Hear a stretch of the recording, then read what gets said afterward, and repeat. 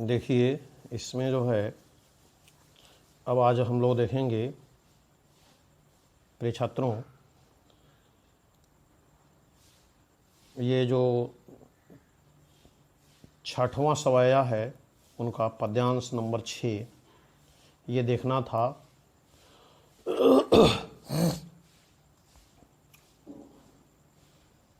देखिए, मोर पखा सिर ऊपर राखियों, गुंज की माल गरे पहिरौगी, ओढ़ी पीतम्बर लैला कुटी, बन गोधन ग्वारन संग फिरौगी, भावत तो बोही मेरो रस खानी, सो तेरे कहे सब स्वांग करोगी, या मुरली मुरलीधर की, अधरान धरी अधरान धरोगी, या मुरली मुरलीधर की, अधरान धरी अधरान धरोगी। सबसे पहले आप देखिए इसका शब्दार्थ, शब्दों के अर्थ देखिए। मोर पंखा, मोर के पंखों से बना हुआ मुकुट, मोर पखा।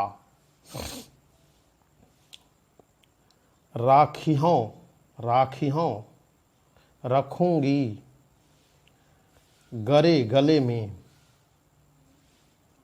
पहिरौगी पहनूंगी, पहन लूंगी, पीतंबर, पीतंबर पीला, लकुटी छोटी लकड़ी, लकुटी छोटी लकड़ी, डंडा, भावतो,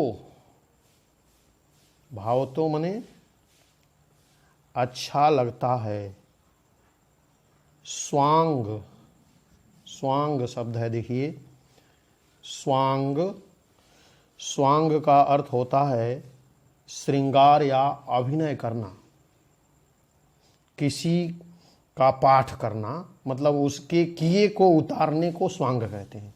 कोई कुछ कर रहा है फिर बाद में वैसे ही हम करें, उसी को कहते हैं स्वांग।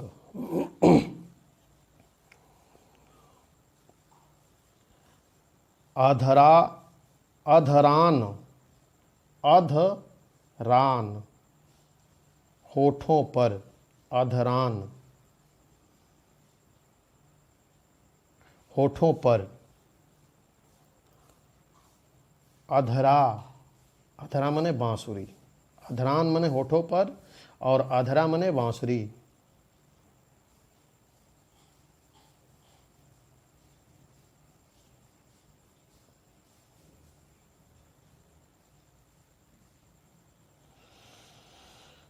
तो अब देखिए इसका प्रसंग। प्रस्तुत सवय में श्री कृष्ण के प्रति वियोग प्रेम से व्याकुल गोपियों का वर्णन किया गया है। व्याख्या देखिए। एक गोपी दूसरे गोपी से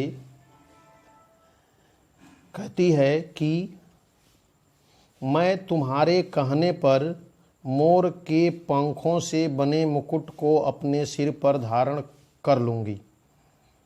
मोर पखा सिर ऊपर राखी हूँ, मैं तुम्हारे कहने से मोर के पंख से बने मुकुट को अपने सिर पर धारण कर लूँगी और गुंज की माल गरे पहिरौगी, गुंज की माल गरे पहिरौगी और गुंज, गुंज पुष्पों की माला अपने गले में पहन लूँगी जो श्री कृष्ण पहनते थे। ओढ़ी पीतंबर लय लकुटी, पीला वस्त्र ओढ़कर एक छड़ी अपने हाथ में लेकर बन गोधन ग्वारन संग फिरौगी, हाथ में लेकर जंगल में गायों और ग्वालों के बीच के साथ घूमूंगी। भावतो वो ही मेरो रस खानी,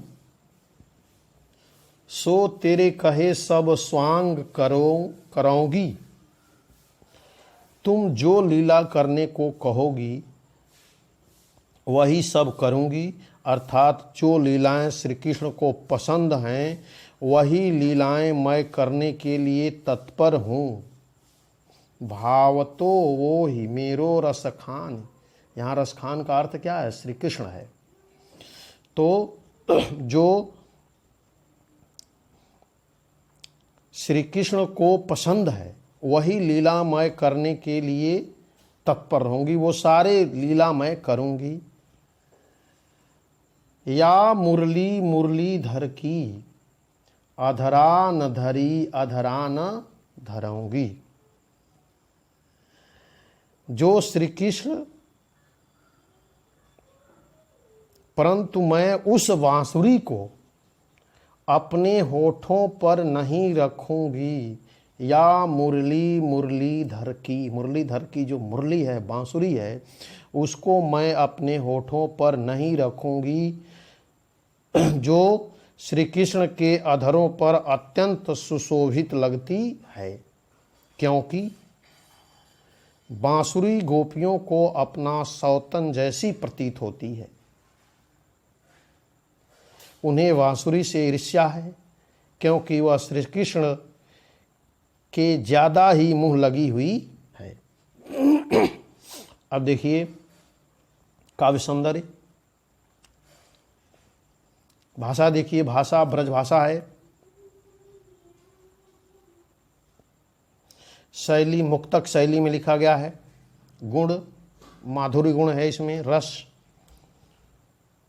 श्रृंगार रस का वर्णन है। छंद सवया छंद में है। अब अलंकार देखिए, अनुप्रास अलंकार के उदाहरण देखिए। गोधन ग्वारन, गोधन ग्वारन, सब स्वांग, सब स्वांग, मेरे मेरो रस खानी।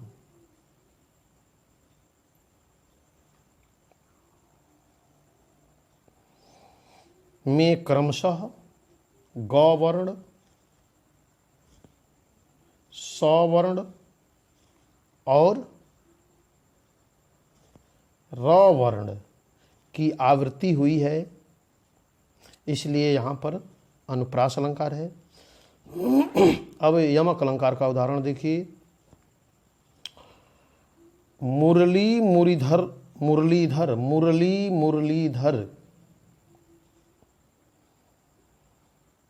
मुरली मुरलीधर में मुरली जो शब्द है बांसुरी और मुरलीधर श्री कृष्ण के लिए, तथा अधरान धरी, अधरान धराओगी, अधरान धरी अधरान में धराओगी में अधरान होठों पर और अधरा बांसुरी, अर्थात एक ही पंक्ति में समान शब्दों को दो बार प्रयोग किया गया है, परंतु उसके अर्थ क्या हैं? अलग अलग है, इसलिए यहाँ यमक अलंकार है। तो इसको आप कॉपी पे करिए। अब देखिए इनका एक ये अंतिम कवित्त है। कवित्त, कवित्त को देख लेते हैं। कवित्त,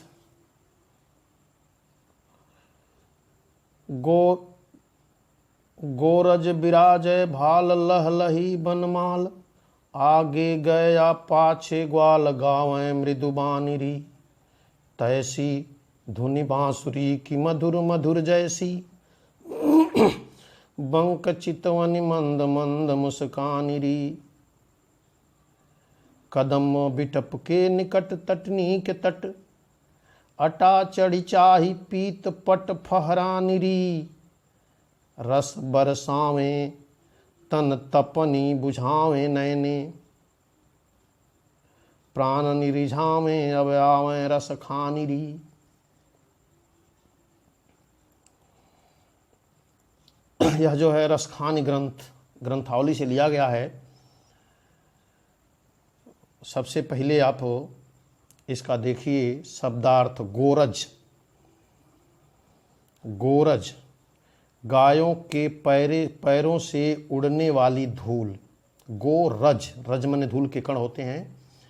विराजय, विराजय माने सुशोभित होते हैं, विराजमान हैं, सुशोभित होते हैं।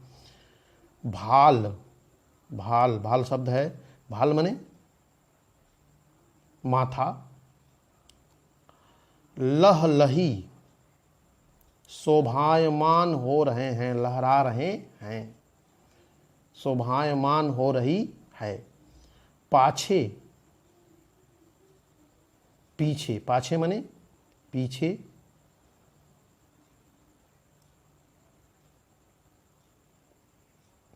पाछे। बानी, बानी माने बाड़ी, बानी माने बाड़ी। बंक, वंक, बंक माने सुंदर या तिरछी कह सकते हैं। चितवन, दृष्टि। बिटप, बिटप माने जानते हैं कदम, कदम का पेड़, बिटप माने वृक्ष होता है, बिटप। तटनी, यमुना, तटनी माने यमुना, तट माने किनारा। अटा, अटा माने अट्टालिका, बिल्डिंगें। चढ़ी, चढ़कर, चढ़ी, चढ़कर। पट, पट माने वस्त्र। तन तपन, तन का ताप, शरीर का ताप। तन तपन, तन माने शरीर, तपन माने गर्मी, शरीर की गर्मी या शरीर का ताप। प्राणनि, प्राणों की। प्राणनि, प्राणों की। देखिए इसका संदर्भ बदल जाएगा। संदर्भ देखिए, प्रस्तुत पद्यांश हमारी पाठ्य पुस्तक काव्य खंड के कवित शीर्षक से उद्धृत है। यह कवि रसखान द्वारा रचित सुजान रसखान से लिया गया है। एक बार और देखिए, प्रस्तुत पद्यांश हमारी पाठ्य पुस्तक काव्य खंड के कवित शीर्षक से उद्धृत है। यह कवि रसखान द्वारा रचित सुजान रसखान से लिया गया है। प्रसंग देखिए, प्रस्तुत सवैया में कवि रसखान ने सायंकाल में श्री कृष्ण के वन से लौटते हुए उनके सौंदर्य के अत्यंत मनोहर रूप को चित्रित किया है। व्याख्या देखिए,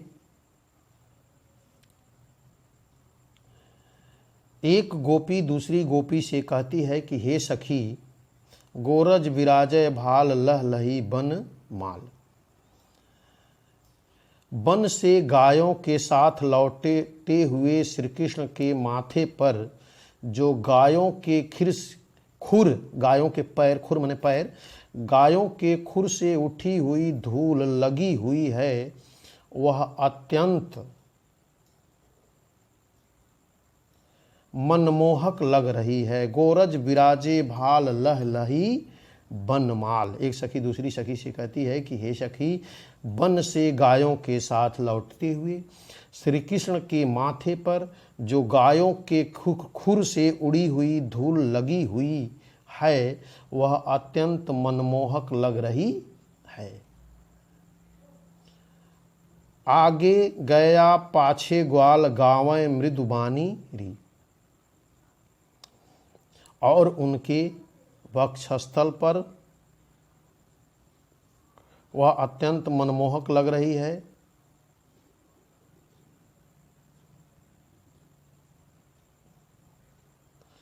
और उनके वक्षस्थल पर बने फूलों की माला लहरा रही है। लह लही बनमाल, उनके वक्षस्थों पर फूलों की बनी माला उनके गर्दन में लहला रही है। आगे गया पाछे ग्वाल गावें मृदुबानी री। उनके आगे आगे गायें चल रही हैं और पाछे ग्वाल, पीछे पीछे ग्वाल बाल चल रहे हैं। गावें मृदुबानी रे, जो मधुर स्वर में मीठी वाणी में गीत गा रहे हैं। जो मीठी वाणी में गीत गा रहे हैं। तैसी धुन बांसुरी की मधुर मधुर जैसी, जितनी मधुर उनकी बांसुरी की धुन है उतनी ही मधुर उनकी मंद मंद मुस्कान। जैसी धुन बांसुरी की मधुर मधुर तैसी, वंक चितवन मंद मंद मुस्कानी री। जितनी मधुर उनकी बांसुरी की धुन है उतनी ही मधुर उनकी मंद मंद चितवन मुस्कान और चितवन है, अर्थात उनका रूप, बांसुरी की ध्वनि और चितवन सभी अत्यंत मधुर लग रहे हैं। कदम बिटप के निकट तटनी के तट, कदम बिटप के निकट तटनी के तट। हे सखी तू अटा चढ़ी चाय पीत पट फहरानी री। हे सखी तू अट्टालिकाओं पर चढ़कर कदम्ब वृक्ष के समीप यमुना के किनारे पर अटा चढ़ी पीत पट फहरानी री। तू अट्टालिकाओं पर चढ़कर कदम्ब वृक्ष के समीप यमुना नदी के किनारे पर श्री कृष्ण के पीले वस्त्र को फहराते हुए देख। फहरानी री, रस बरसावे तन तपन बुझावे नैन। फहराते हुए देखकर उससे जिस रस की वर्षा हो रही है उसे आंखों द्वारा देखने से तन का ताप शांत हो रहा है, यानी शरीर शीतलता महसूस कर रही है और प्राणों को मोहता हुआ इस ओर ही आ रहा है। अर्थात रस की खान श्री कृष्ण रस को बरसाते हुए गोपियों की ओर, रस बरसावें तन तपन बुझावें नैन, प्राण निरिझावें अब आवें रस खानी री। रस के खान श्री कृष्ण रस को बरसाते हुए गोपियों की ओर ही चले आ रहे हैं, जिससे उनके तन का ताप शांत हो रहा है। उनका सौंदर्य नेत्रों की प्यास बुझा रहा है। प्राणन रिझावें वह आँख आवें रस खानी री, और हमें अपनी ओर आकर्षित कर रहा है। अब काव्य सौंदर्य देखिए, इसमें भाषा वही ब्रज भाषा है, शैली मुक्तक शैली है, गुण माधुरी गुण है, रस श्रृंगार रस, और छंद जो है वह कवित छंद है। अभी तक आपने देखा सवैया छंद था, लेकिन इसको ध्यान रखना है कि यह जो है कवित छंद है।